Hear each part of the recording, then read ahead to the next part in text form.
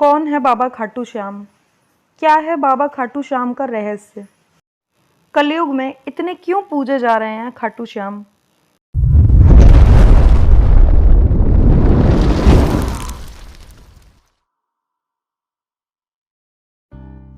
दोस्तों, खाटू श्याम का नाम तो आपने सुना ही होगा।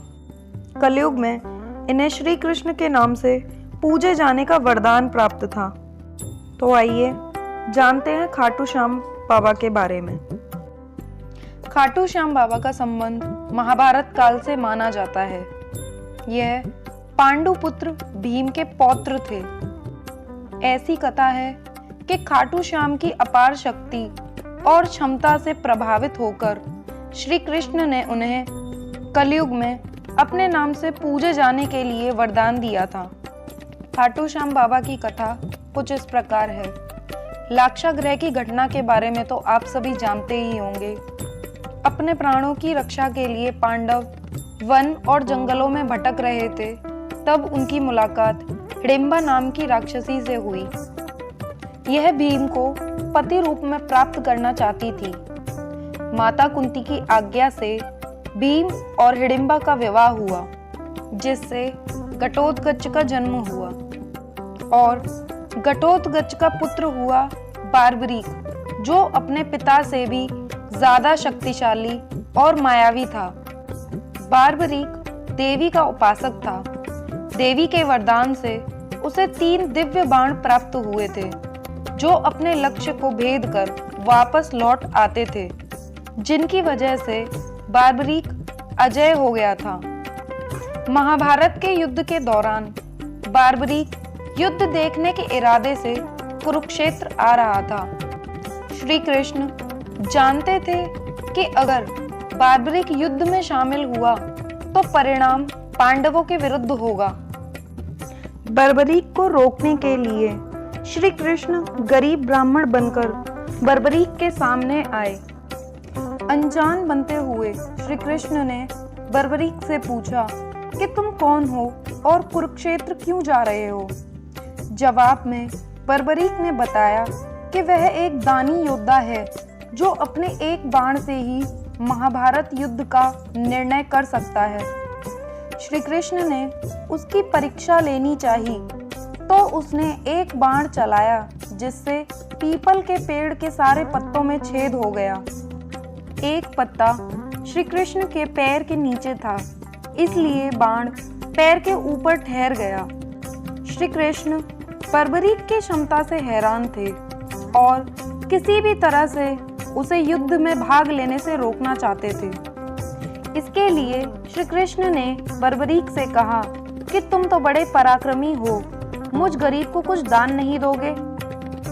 बार्बरीक ने जब दान मांगने के लिए कहा तो श्री कृष्ण ने बार्बरीक से उसका शीश मांग लिया। बार्बरीक समझ गया कि यह ब्राह्मण नहीं कोई और है और उन्हें वास्तविक परिचय देने के लिए कहा। श्री कृष्ण ने अपना वास्तविक परिचय दिया तो बार्बरीक ने खुशी खुशी अपना शीश दान देना स्वीकार कर लिया। रात भर भजन पूजन कर शुक्ल द्वादशी को स्नान पूजन करके बार्बरीक ने अपने हाथ से अपना सिर श्री कृष्ण को दान कर दिया।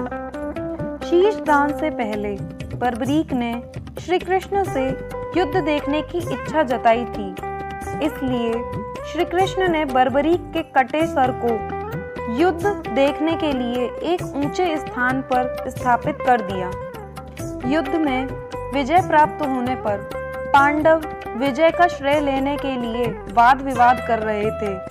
तब श्री कृष्ण ने कहा कि इसका निर्णय बार्बरीक का शीश कर सकता है।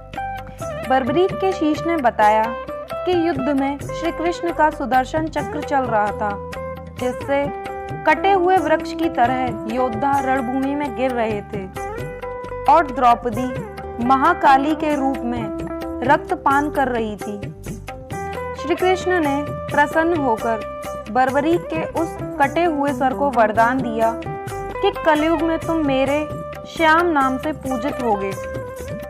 तुम्हारे स्मरण मात्र से ही भक्तों का कल्याण होगा और धर्म, अर्थ, काम मोक्ष की प्राप्ति होगी। बाबा श्याम खाटू धाम में स्थित श्याम कुंड में प्रकट हुए थे। श्री कृष्ण विराट शालिग्राम रूप में संभवतः 1777 से खाटू श्याम जी के मंदिर में स्थित होकर भक्तों की मनोकामनाएं पूर्ण कर रहे हैं। प्रत्येक वर्ष होली के दौरान खाटू श्याम जी का मेला लगता है। इस मेले में देश विदेश से भक्तजन बाबा खाटू श्याम जी के दर्शन के लिए आते हैं। बाबा श्याम, हारे का सहारा, खाटू श्याम जी, खाटू का नरेश और शीश का दानी, इन सभी नामों से खाटू श्याम को उनके भक्त पुकारते हैं। भक्त बताते हैं कि बाबा खाटू श्याम सभी की मुरादें पूरी करते हैं। खाटू धाम में आस लगाने वालों की झोली बाबा खाली नहीं रखते हैं।